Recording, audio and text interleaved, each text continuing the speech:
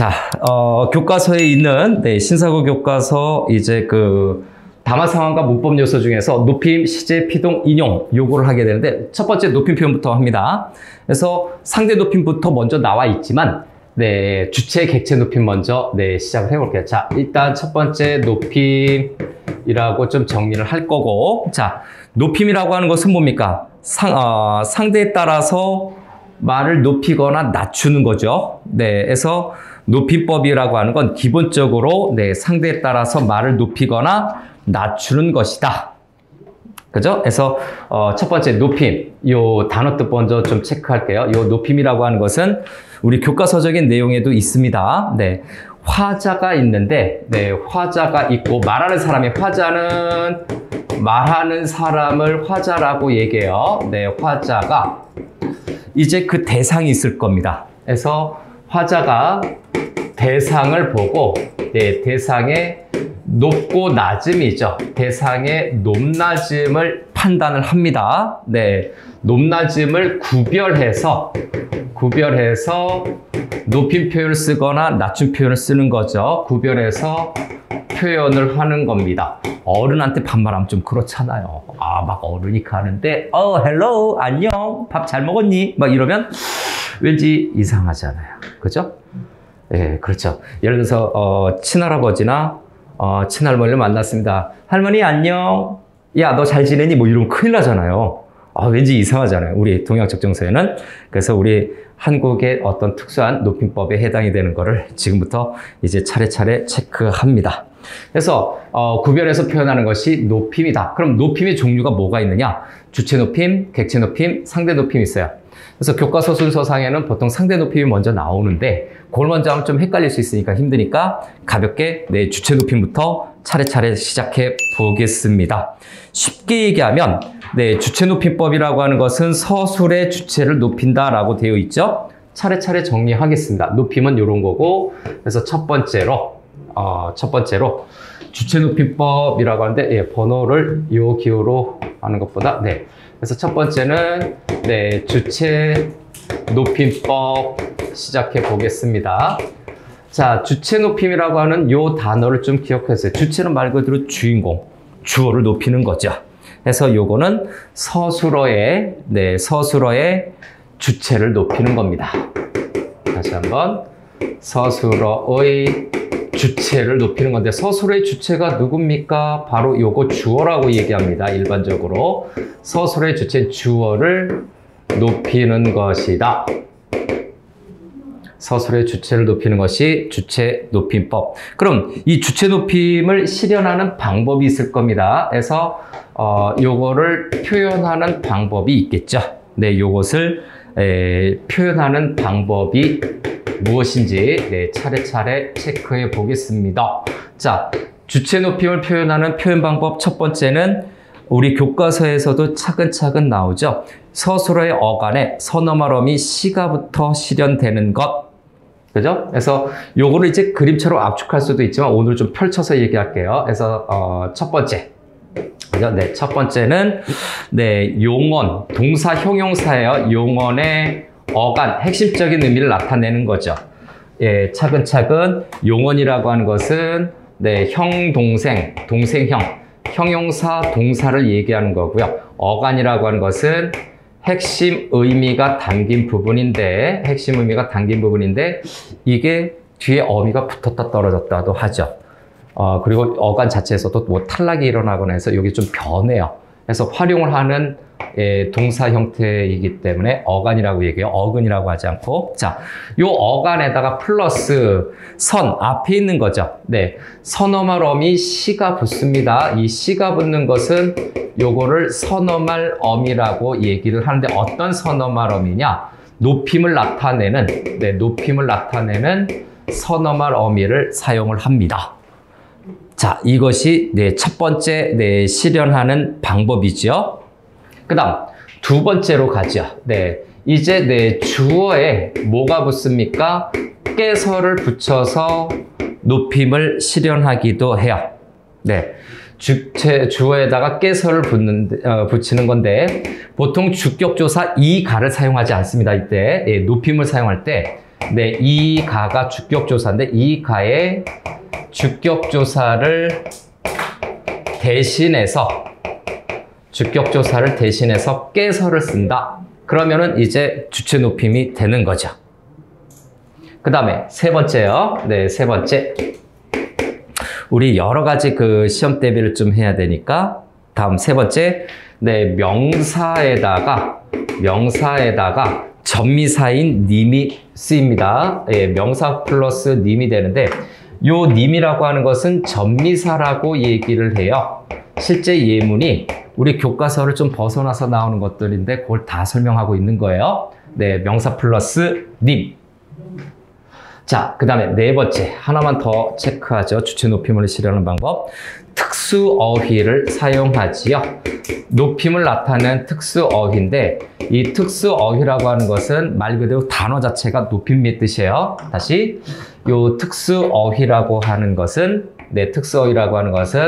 원래 태어난 단어 자체가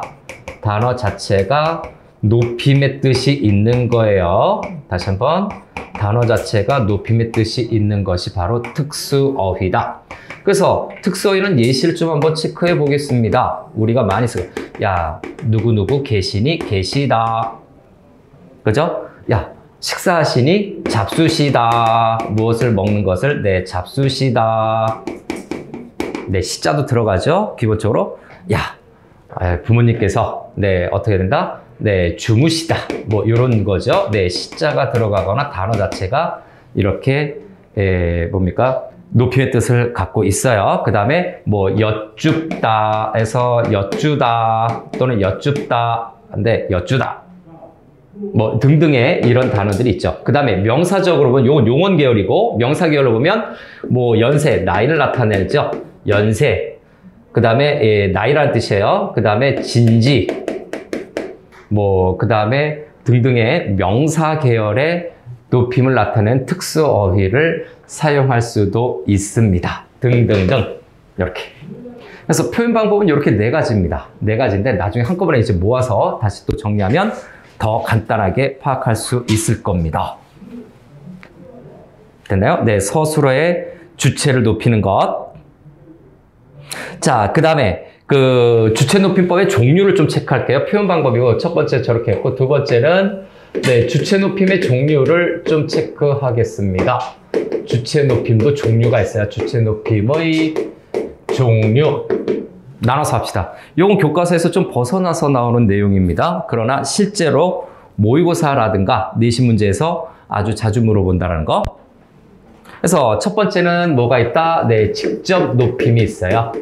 아, 직접 높임은 뭐다? 아, 주어를 직접 높이는 건가? 이렇게 생각할 수 있겠죠? 네, 직접 높임은 말 그대로 네, 높임의 대상, 주체라고 하죠. 주체 또는 주어를 말 그대로 네, 직접적으로 높이는 겁니다.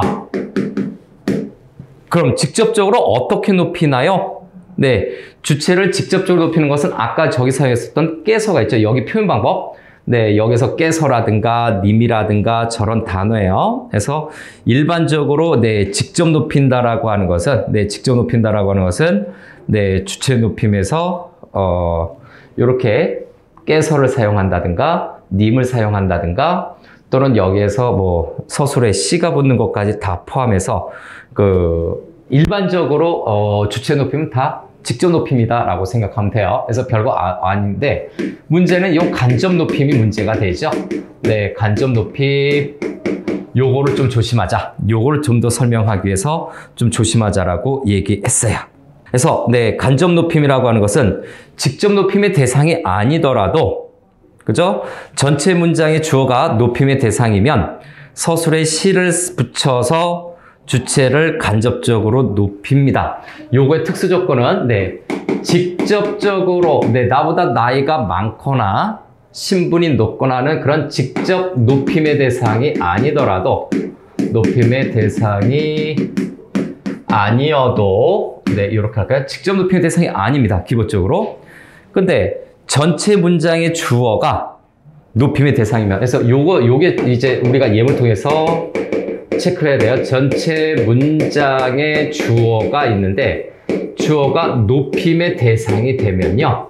높임의 대상일 경우에는 어떻게 한다? 높여주는 겁니다. 그래서 대상이면 어떻게 한다? 네, 서술어에 시를 붙여서 높여주는 겁니다.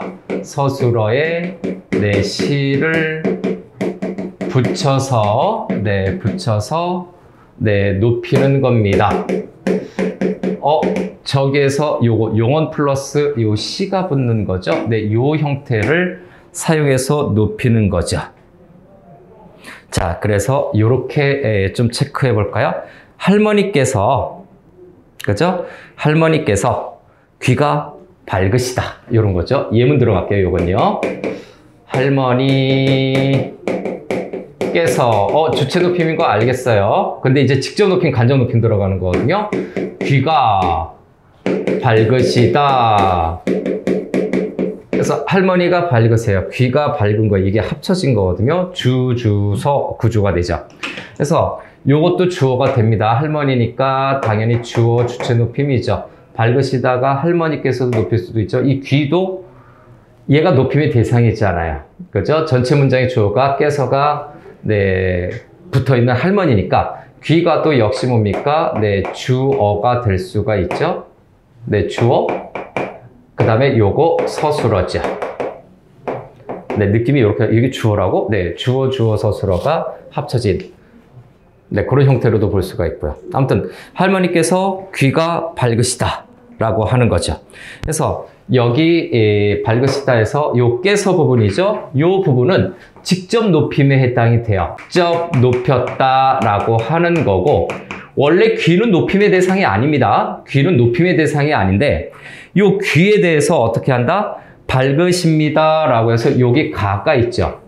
그래서 밝으시다 해서 시를 사용해서 뭐라고? 간접적으로 높여준 거죠. 그래서 이 부분이 으시다 라고 하는 이 부분이에요. 으시 이 부분이 간접 높임을 사용한 걸로 봅니다. 이 간접 높임을 물어보면 학생들이 좀 애매하게 뭔지 잘 모르는 경우가 있어요. 그래서 확실하게 예문을 통해서 우리가 일반적으로 알고 있는 네, 이 주격조사 자리에 깨서를 쓰는 거는 직접 높임에 해당이 되는데, 서술의 의시 이런 걸 사용해서 얘가 어디로 간다? 얘가 높이는 대상이 네, 직접 높임도 있지만 이 부분도 높이거든요. 이 서술어 자체가 네, 직접 높임과 간접 높임에 모두 여기 앞에 있는 깨서와 뒤에 있는 귀라고 하는 요 단어, 요 단어를 동시에 높이는 작용을 할 때 요 시 부분이 귀 때문에 간접 높임을 사용한 걸로 판단을 합니다. 그래서 요게 없다면 그냥 직접 높임밖에 없는 거예요. 네, 귀가 없어. 할머니께서 밝으시다. 뭐 중간에 다른 단어가 들어갈 때. 근데 할머니께서 밝으시다 만약에 이렇게 사용할 수 있다면 요거는 직접 높임만 있는데 요게 쑥 나왔어요. 할머니 귀니까 간접적으로 높인다. 요거 조심합시다. 시험에 나오면 학생들이 틀려요. 어려운 건 아닌데 익숙하지 않아서 틀린 거예요. 이건 익숙하지 않아서 틀리니까 조심하자. 그래서 주체 높임에서 직접 높임, 네, 간접 높임, 네, 체크했습니다. 다음에 앞존법으로 좀 체크를 할게요. 앞존법. 좀 부족한가? 요걸로 좀 부족한가요? 또 시험에 잘 나오는 것이죠. 네, 잘 나오는 것은 네, 말씀이죠. 그래서 선생님의 말씀인가요? 네, 요거 하나만 더 쓸게요. 네, 선생님의, 교장 선생님이라고 보통 많이 나와요. 선생님의, 선생님의 아니라 네, 선생님 말씀을 명심하겠습니다. 예를 들어서 이런 글이 있다고 칩시다. 하겠습니다. 라는 예문이 있어요. 자, 됐나요? 그래서 선생님은 원래 주체이기 때문에 선생님이 원래 준체 주어죠. 근데 이건 뭡니까? 을이 붙어 있으니까 목적어예요. 그 다음에 명심하겠습니다 라고 하는 요 부분인데, 자, 여기에서 목적어에서 요 단어 자체가 요 말씀이라고 하는 요 부분이 네, 요 부분이 네, 간접 높임법이에요. 간접 높임법으로 사용된 단어입니다. 간접 높임법으로 사용하고 있다. 왜 이 말씀을 했느냐? 이 말씀이라고 하는 건 높임말, 낮춤말에 동시에 사용할 수 있어요. 그래서 요건 조심해야 될 예시예요. 말씀은 높임말에도 쓸 수가 있고 낮춤말에도 네, 쓸 수 있다. 자, 요건 요렇게 되고, 그럼 하나 더. 선생님, 똑같이 비슷하게 할게요. 선생님, 제가 드리고 싶은 말씀은요, 이렇게 했다고 한번 칩시다. 말씀은요, 이렇게 보면 여기에서의 말씀은 뭡니까? 여기서 말씀은 간접 낮춤법이에요. 간접 낮춤법이 쓰인다. 자, 높임법에서 주체 높임에서 틀렸다라고 하면 되게 창피하잖아요. 그런데 왜 틀리느냐? 직접 높임과 간접 높임에 대한 두 가지, 네, 서술어 시가 들어가서 간접 높임을 하는 경우, 그 다음에 예외 상황으로 말씀은 높임과 낮춤에 동시에 사용할 수 있다. 이것만은 어느 정도 머릿속에 집어넣고 네, 시험을 좀 준비해야 됩니다. 자, 그래서 이렇게 주체 높임법에서 직접 높임과 간접 높임을 마무리했고, 다음 세 번째죠. 높임의 종류에서 네, 세 번째로 들어갑시다. 또 있어. 그죠? 또 있어요. 뭐가 있다? 압존법이라는 것이 있어요. 자, 압존법. 네, 체크해 볼까요? 그래서 세 번째는 압존법. 요거를 좀 체크해 보고자 합니다. 원래 시라고 하는 것이 사람만 높일 때 사용을 하는데 이 압존법이 이 사람과 관련되는 겁니다. 압존법이라고 하는 것은 주체와 객체를 서로 비교했을 때 네, 주체보다 화자가 높아요. 네, 화자가 높아요. 그죠? 그런데 청자가 만약에 주체보다 높을 때는 시를 쓰는 겁니다. 그래서 압존법 이렇게 해볼까요? 요거는 옆에다 네, 주체가 있고요. 주체. 그 다음에 네, 대상. 네, 청자 간의 관계를 따져야 됩니다. 자, 다시 한번 네, 주체, 대상, 청자인데 네, 주체라고 하는 것은 네, 대상, 그죠? 네, 청자 뭐 이렇게 했는데 대상과 청자가 뭐 이렇게 있고 또 화자가 있죠. 말하는 사람. 화자와 주체, 대상, 청자 이건데 대상이나 청자는 사실 같이 묶이거든요. 이렇게 같이 묶일 수가 있어서 화자와 주체, 대상 간의 관계 또는 청자와의 관계를 따져서 관계를 네, 고려하여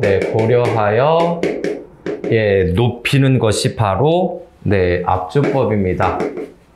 높임을 사용하는 경우에 높이법을 사용하는 경우에 압존법이다. 자, 그래서 압존법을 사용하는 것의 네, 첫 번째인가요? 네, 첫 번째로 어떤 부분이 있나라고 체크를 해봤더니 네, 가족 사이라든가 가족 사이 또는 네, 스승과 제자 사이에서 압존법이 네, 사용이 될 수가 있습니다. 그죠? 마치 상대높이법 같아요. 그래서 압존법도 알아는 두자. 그 다음에 두 번째는 직장 생활 내에서, 네, 직장 또는 직장이나 어떤, 네, 공적인 자리인가요? 네, 공적인 상황에서 압존법을 사용합니다. 그래서 예문까지는 요거는 체크하지 않을 겁니다. 압존법은요. 나중에 문제 나오면 압존법을 좀 하면 됩니다. 압존법. 예를 들어서 아버지가 왔어요. 이런 거죠. 네, 화자가 손자고요. 주체는 아버지고요. 청자는 할아버지 뭐 이런 식으로 하니까 나하고 아버지하고 할아버지 생각하면 됩니다. 그 다음 아버지가 오셨어요 하는 부분 네, 요거를 인정하냐 인정하지 않냐인데 기본적으로 낮춰야 됩니다. 그래서 주체 높임은 요 정도까지. 네, 압존법은 네, 시험에 나오는 학교가 있고 안 나오는 학교가 있습니다. 그래서 이 부분은 만약에 출제가 된다라고 하면 나중에 추가로 알아두면 됩니다. 자, 그래서 주체 높임은 마무리가 됐어요. 네, 주체 높임 이렇게 종류만 마무리했습니다. 그런데 이렇게 보기가 좀 복잡하다. 라고 하면 주체 높임법에 대해서 네, 정리 한번 들어가겠습니다. 정리 들어가는 건 뭐냐? 간단하게 자, 첫 번째 네, 문장 구조로 보면 네, 주어에 깨서가 붙는 게 1차적인 겁니다. 주어에 깨서가 붙는 걸 뭐라고 한다? 직접 높임이 있죠. 네, 직접 높임에 해당되는 깨서. 그 다음에 주어에 깨서가 붙고 올라블라 해가지고 가죠. 네, 쭉 가서 네, 서술어에 네, 서술어 자리에 뭐가 사용이 된다? 시가 들어가는 거죠. 네, 시가 들어가는 경우가 네, 역시 주체 높임에 해당이 되는데 요거는 뭐라고요? 시가 사용될 때는 네, 간접 높임을 사용할 때 네, 간접 높임을 사용할 때 시를 우리가 조심하자라고 얘기를 했죠. 그 다음 이렇게 되고 또 여기 주어 자리라든가 여기 생략되어 있는 요 중간에 목적어나 부사어 자리 그 다음 요 서술어 자리에 뭐가 들어갈 수 있다? 높임을 나타내는 특수 어휘가 들어갈 수 있다. 다시 한번 높임을 나타내는 네, 특수 어휘가 네, 각각 요 자리에 들어갈 수 있다. 이게 다인 거예요, 사실은. 그리고 앞전법은 뭐다? 의미상 말하는 사람, 듣는 사람, 그 대상 간의 관계죠. 대상이 청자라고 봤을 때 네, 그 사이의 관계를 따져서 높이거나 낮추는 거죠.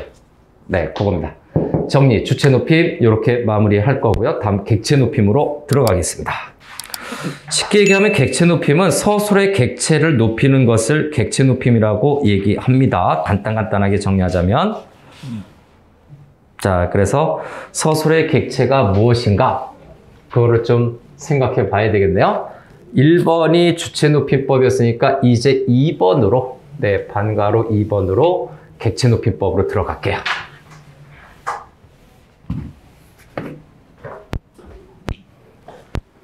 자, 높임에서 반가로 2번, 네, 객체 높임법입니다. 네, 객체 높임법에 해당되는데요. 자, 객체 높임법은, 다시 한번, 객체 높임법은 서술어의 객체, 그 다음에, 네, 우리 교과서 사항으로 다시 표현하면, 목적어나 부사어가 지시하는 대상, 그렇게 되어 있죠. 비슷한 말이네요. 네, 서술어의 객체가 있는데 서술어의 객체를 높이는 것이 바로 객체 높임법이다. 근데 이 서술어의 객체라고 하는 이 객체는 문장 성분상으로 뭐다? 목적어라든가 목적어 또는 부사어를 높이는 거죠. 근데 목적어는 미리 얘기를 하자면 이 목적어는 네, 사람도 될 수가 있고요. 사물도 될 수가 있습니다. 사람, 사물이 모두 가능하지만 부사어는 높임의 대상이 되려면 뭐가 돼야 된다? 사람이. 부사어는 네, 사람일 경우에 높인다. 이렇게 생각하면 거의 뭐 내신 대비나 수능 대비 때 크게 실수하지 않을 겁니다. 그래서 객체 높임법 또 차근차근 정리 들어가겠습니다. 첫 번째, 객체 높임을 하는 그 방법이 있죠. 그래서 네, 객체 높임을 표현하는 방법이 무엇인지 또 정리하겠습니다. 표현 방법 또는 실현 방법이죠. 네, 객체를 높이는 것. 자, 표현 방법의 네, 첫 번째인가요? 네, 첫 번째는 특수 어휘를 사용하게 되는 거지요. 그래서 다시 한번 표현 방법은 네, 특수 어휘를 사용하는 겁니다. 특수 어휘를 사용해서 네, 객체 높임법을 실현할 수 있다. 그죠? 높임을 나타내는 특수 어휘를 사용하는 건데 앞에서 미리 얘기했었습니다. 무엇을 들이다. 그죠? 그 다음에 아까 했던 네, 여쭈다. 그 다음에 네, 모시다. 뭐 들이다. 이런 종류의 네, 특수 어휘를 사용하는 것. 다음 두 번째. 자, 두 번째는 네, 부사격 조사에서 네, 부사어죠. 네, 부사어 자리에 있는 네, 부사어 자리에 뭐를 붙인다? 네, 깨를 붙이는 거죠. 깨서가 아니라 요거 깨를 붙이는 겁니다. 네, 깨를 붙이는 거예요. 그래서 네, 부사어 자리에 깨를 사용하는 것, 특수 어휘를 사용하는 건 뭡니까? 목적어 자리겠죠. 목적어에는 특수 어휘를 사용하고 또는 서술어도 되겠네요. 그래서 네, 서술어 자리에도 일부 들어갈 수 있죠. 목적어 자리에 특수 어휘, 그 다음에 부사어 자리에는 깨를 사용하는 것이다. 예문 바로 들어갈게요. 네, 예문 들어가겠습니다. 자, 1번의 예시부터 할까요? 자, 1번의 예시부터 보면 나는 할머니를, 목적어를 높여야 되는데 할머니를 높이는 거죠. 할머니를 모시고 병원에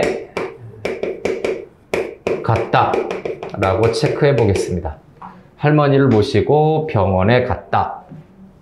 자, 여기에서 나는 주어예요. 한번 따져볼까요? 주어, 목적어, 문장 성분만 따져볼게요. 주어, 목적어, 그 다음에 이게 뭔지 봐야 되죠. 병원에, 네, 부사어죠. 그 다음에 갔다, 서술어입니다. 문제는 이 모시고가 뭔지를 좀 봐야 되겠죠. 그래서 네, 모시고라고 하는 요 단어가 바로 요 할머니를 높여주는, 그죠? 네, 요 모시고라고 하는 단어가 할머니를 높여주는 단어다. 요게 바로 뭐다? 높임을 나타내는, 높특어라고 해놓을게요. 높임을 나타내는 특수 어휘, 높특어, 모시고를 통해서 목적어를 높이는 거죠. 그죠? 그래서 요 할머니를 하는 요 목적어가 높임의 대상이다. 높임의 대상인 할머니를 모시고라고 하는 높특어를 사용해서 높였어요. 자, 여기 모시다라고 하는 특수어휘도 있으니까 높특어 사용했다. 그 다음에 네, 목적어를 높였다. 자, 됐습니까? 다음에 두 번째 예문으로 좀 들어갈까요? 두 번째 요 2번의 예문. 나는 할머니께, 네, 할머니께 뭡니까? 선물을 드렸다. 이렇게 해봅시다. 목적어 있네요. 네, 선물을 드렸다. 하는 부분인데 종합선물 세트네, 여기는. 자, 시작해 볼까요? 자, 할머니라고 하는 거, 요거 따져보니까 나는 주어, 할머니께는 부사어, 선물은 목적어, 요거는 서술어죠. 자, 그래서 일단 서술어의 객체에 해당되는 이 드렸다가 할머니께를 높이네요. 목적을 높이는 것이 아니라 부사를 높이는 겁니다. 할머니가 바로 높임의 대상인데, 그죠? 네, 높임의 대상이에요. 그래서 높임의 대상인데, 자, 여기서 깨를 붙였죠? 네, 깨를 붙여서, 네, 할머니를 높일 수 있었어요. 저 깨는 부사격 조사입니다. 그래서. 드렸다, 서술어인데 이 드렸다라고 하는, 이 드리다라고 하는 이 부분이 또 어떤 겁니까? 앞에서 얘기했었던 높임을 나타내는 특수어휘죠. 높특어에 해당이 돼요. 높임을 나타내는 특수어휘로 서술어이면서 높특어를 사용해서 부사어 깨를 높였다. 자, 요거밖에 없습니다. 표현 방법이고, 그래서 네, 두 번째는 바로바로 정리 들어갈게요. 그래서 두 번째는 바로 정리 들어가도 되겠다. 네, 주체 높임, 객체 높임은 생각보다 간단해. 이것도 되게 많이 설명한 거거든. 그래서 여기 표현 방법이고, 이제 두 번째로 가서 네, 정리를 바로 들어가겠습니다. 네, 정리 바로 들어가서 어떻게 되느냐. 일단 주어는 그대로 있고요. 네, 목적어도 있을 수가 있고요. 또, 네, 부사어가 있을 수도 있죠. 예, 둘 다 동시에 있는 경우는 없지만, 부사어 플러스 네, 깨가 붙은 다음에, 그 다음에 네, 서술어가 있게 될 겁니다. 자, 요 깨라고 하는 것.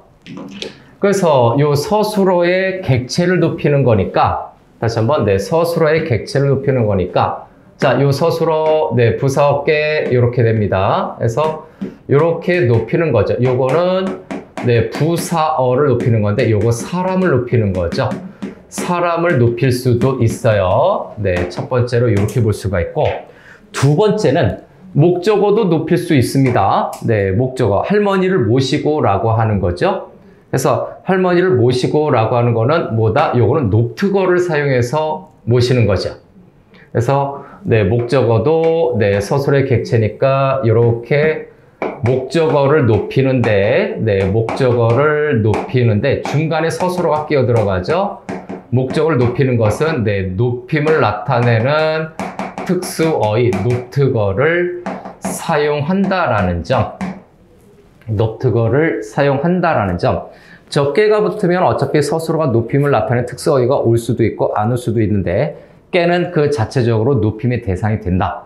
그렇다고 본다면 이 목적어 부분에서 높임을 나타내는 특수어휘가 여기 목적어 뒤에 바로 올 수도 있고요. 아니면 이 부분에서 녹특어를 사용해서 역시 목적어를 높일 수가 있다. 요겁니다. 구조가 이거밖에 없어요. 구조가 이거밖에 없어요. 그래서 객체 높임도 마무리. 객체 높임도 마무리. 문제가 되는 거는 이제 상대 높임법이죠. 좀 길고 복잡하니까 이제 드디어 3번 하이라이트 3번 상대 높임법으로 드디어 들어갑니다. 네, 상대 높임법. 자, 요거는 중요하니까 잘 익혀둬야 됩니다. 여러 가지 좀 체크해야 될 요소들이 많은 것이 바로 네, 저거다라는 점이죠. 그래서 이제 상대 높임법 또 간단하게 압축 정리 들어갑니다. 아까 앞부분에 압존법을 좀 얘기했었는데 네, 상대 높임법이라고 하는 것은 화자와 청자, 대상 간의 관계를 고려해서 높이거나 낮춘 거지요. 그래서 네, 화자가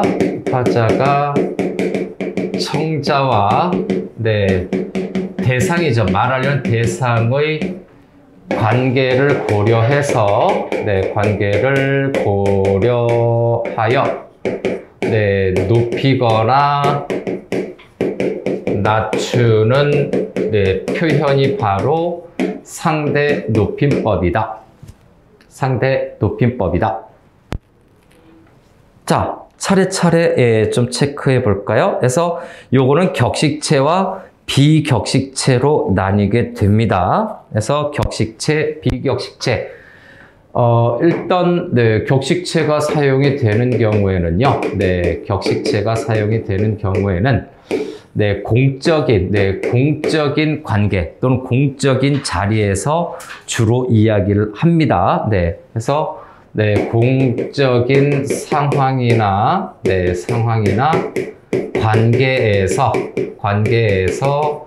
네, 사용을 하는 거지요. 그래서 격식체가 있는데 격식체는 하십시오체, 하오체, 하계체, 헤라체가 있을 거예요. 근데 오른쪽 그 상대 높임표를 보니까 평서법, 의문법, 명령법, 청유법까지 아주 복잡하게 또 표가 만들어지네요. 그래서 격식체 이렇게 됐죠? 네, 공적인 관계에서 사용한다. 자, 정리됐습니까? 근데 이 격식체는요, 네, 심리적 거리감이 있습니다. 요건 심리적 거리감이 있을 때도 사용을 해요.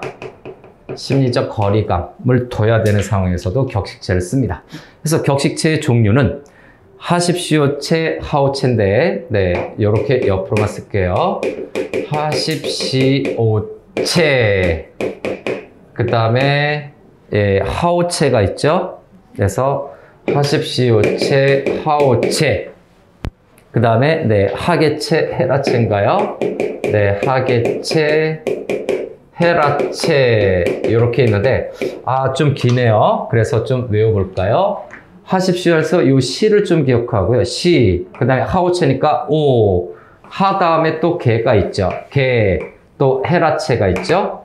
그래서 시오게라, 격식체는 시오게라 이렇게 외워두면 좀 그래도 압축해서 외울 수 있습니다. 하십시오체, 하오체, 하계체, 헤라체. 그죠? 그래서 요거는 하십시오체는 아주 높임이고요. 아주 높임.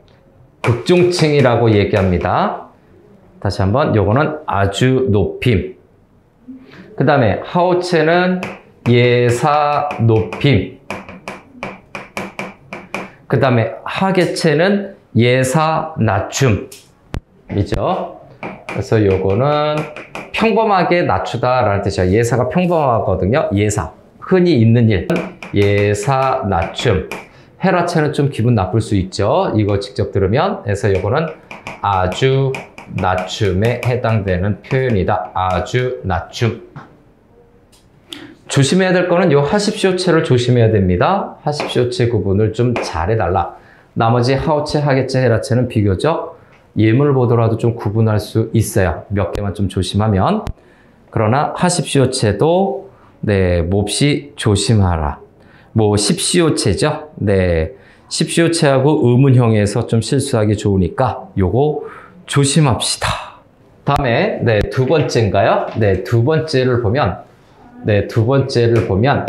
네, 비격식체가 있습니다. 네, 비격식체가 있는데, 자, 비격식체는 네, 사적인 관계라든가 또는 네, 친밀한 사적 관계, 네, 친밀한 관계죠.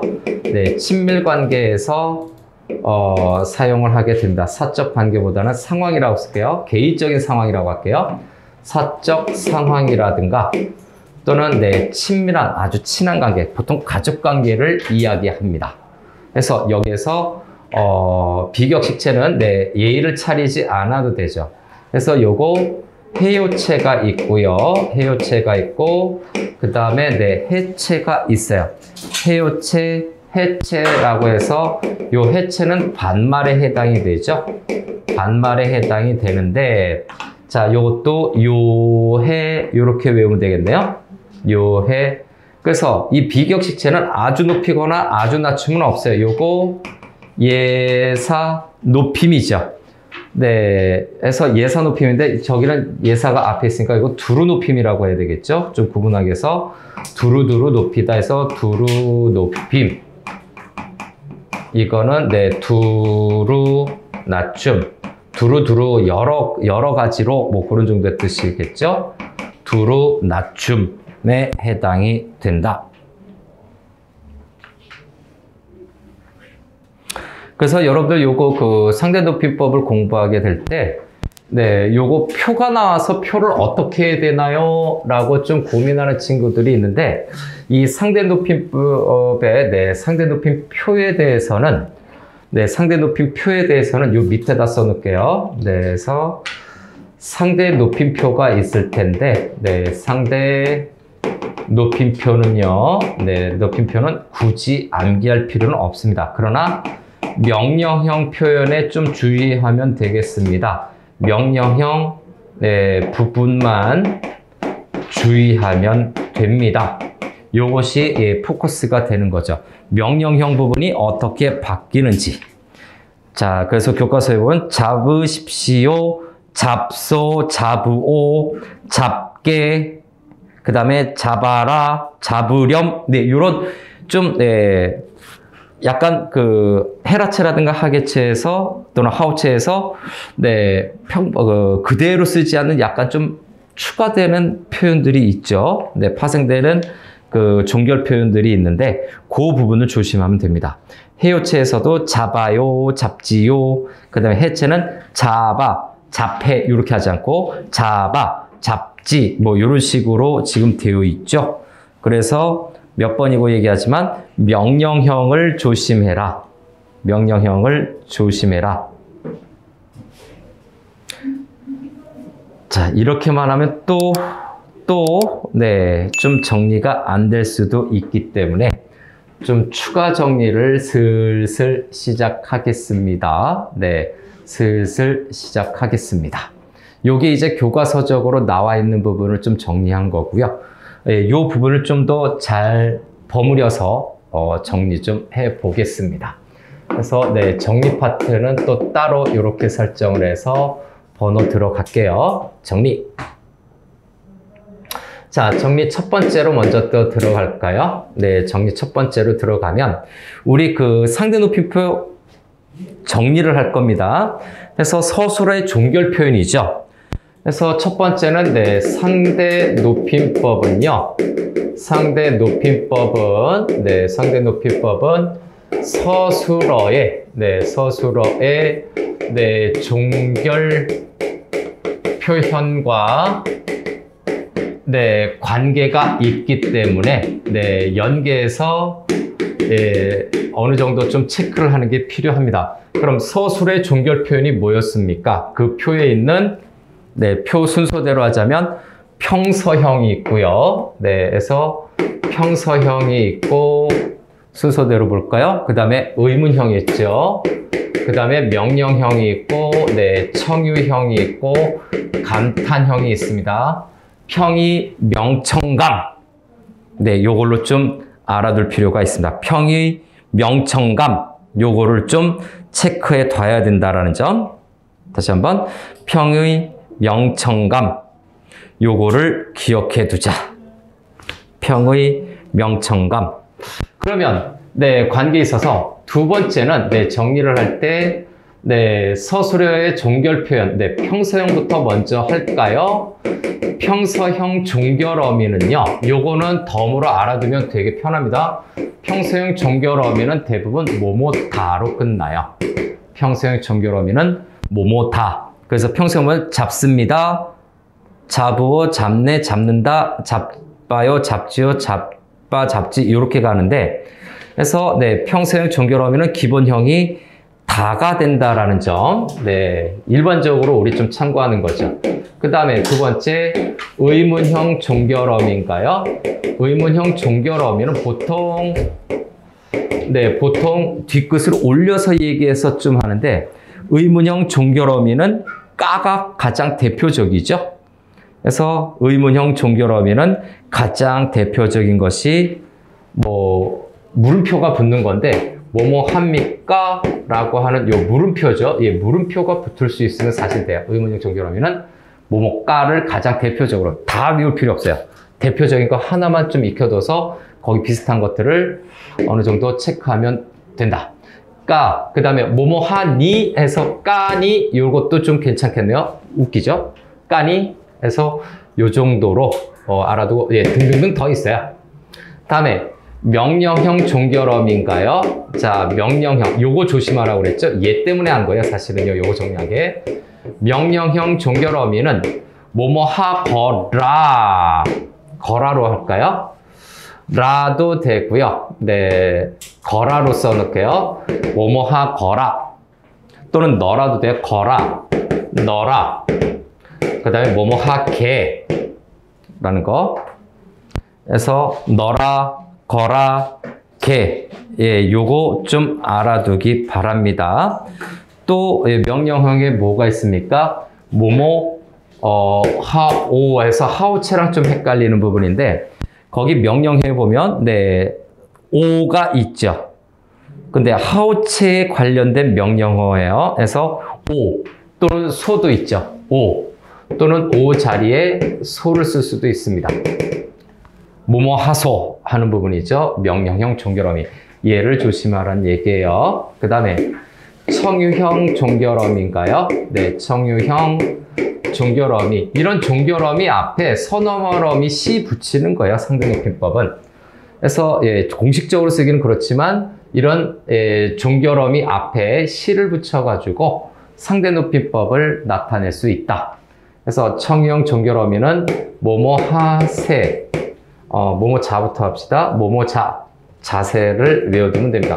뭐뭐 하자, 뭐뭐 하세, 자세. 이 두 가지가 가장 압도적으로 많이 쓰이는 네, 청유형 종결어미. 그 다음에 시지요가 있어요. 뭐뭐 하시지요에서 네, 시지요 또는 시지오, 시지요죠. 마지막 의문형 종결어미로 갑시다. 의문형 종결어미. 의문형이 아니라 감탄형이죠. 의문형 앞에서 했는데 웬 의문형이 또 나오나요? 감탄형입니다. 놀라고 슬프고 하는 감탄형.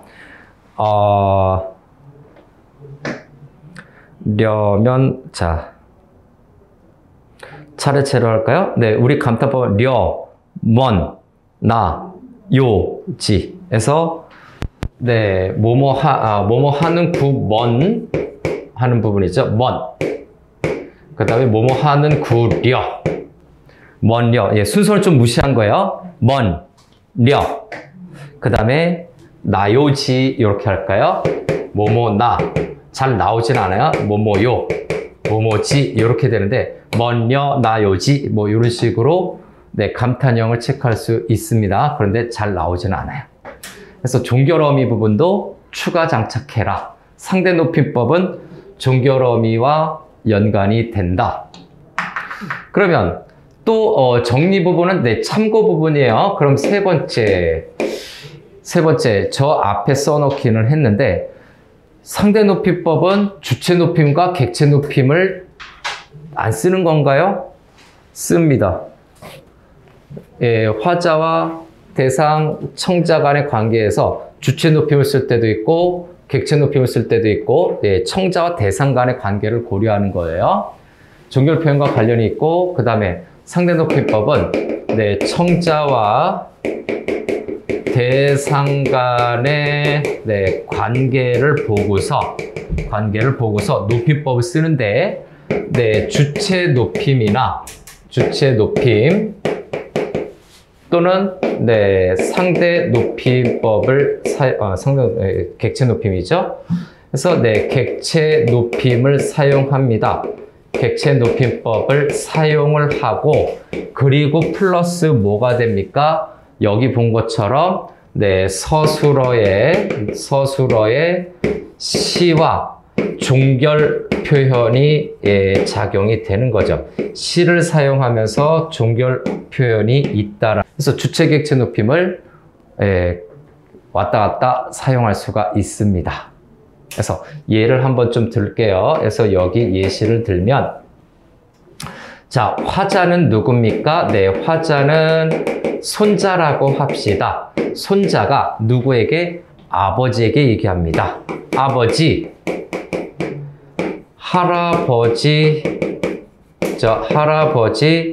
할아버지가께서 답 나오죠? 아이고, 요거 좀 밑에서 쓰나요?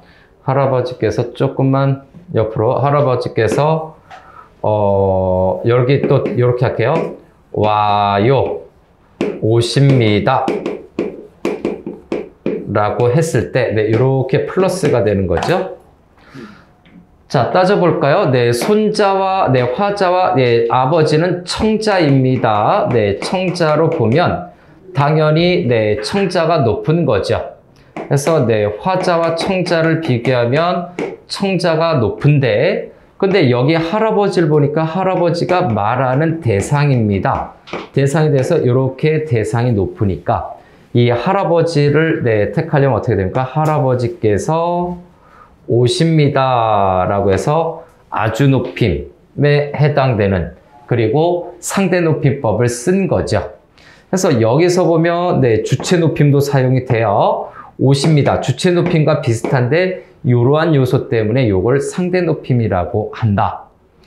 할아버지께서 오십니다. 손자와 아버지와 할아버지의 관계를 통해서 주체 높임, 서술어의 시, 하십시오체를 쓴 거죠. 자, 하나만 더 예시할까요? 공간이 부족하더라도 이번에는 네, 화자가 역시 손자로 그대로 있는 경우 이제 청자를 할아버지로 한번 해보겠습니다. 할아버지, 아버지가께서 와요, 오십니다. 똑같은 걸로 놔뒀어요. 이때는 저기에서 보는 것처럼 화자가 손자이기 때문에 손자보다 할아버지가 높아요. 네, 청자죠. 네, 청자가 바뀌었어요. 근데 아버지보다는 네, 대상입니다. 대상보다는 할아버지가 높죠. 그죠? 네, 아버지 여기 좀 지울까요? 구분이 안 될 것 같아서. 아버지보다는 네, 할아버지가 높기 때문에 자, 부등호가 다 일로 왔어요. 청자에 집중되어 있기 때문에 할아버지가 아버지하고 서로 뭡니까? 청자와 대상의 관계라면 할아버지, 아버지가 와요 이렇게 되죠. 이때는 이 관계를 통해서 낮춤 표현을 사용해야 된다는 얘기죠. 낮춤 표현을 사용을 해야 되는 거고, 여기는 당연히 높임 표현을 써줘야 되는 겁니다. 즉 우리가 알고 있는 주체 높임과 객체 높임을 사용을 합니다. 주로 주체 높임처럼 보일 텐데 주체 높임이나 객체 높임을 사용하는 듯한 느낌이 들어요. 그러나 서술어에 시가 들어가고 화자, 대상, 청자 요 셋이 다 관계가 어떻게 되는지를 따져보는 것이 상대 높임법의 예문의 특징이다. 주체 높임은 화자하고 청자밖에 없어요. 주체 높임은 화자하고 청자밖에 없는데 상대 높임은 화자, 청자, 대상 하나가 더 늘어나더라.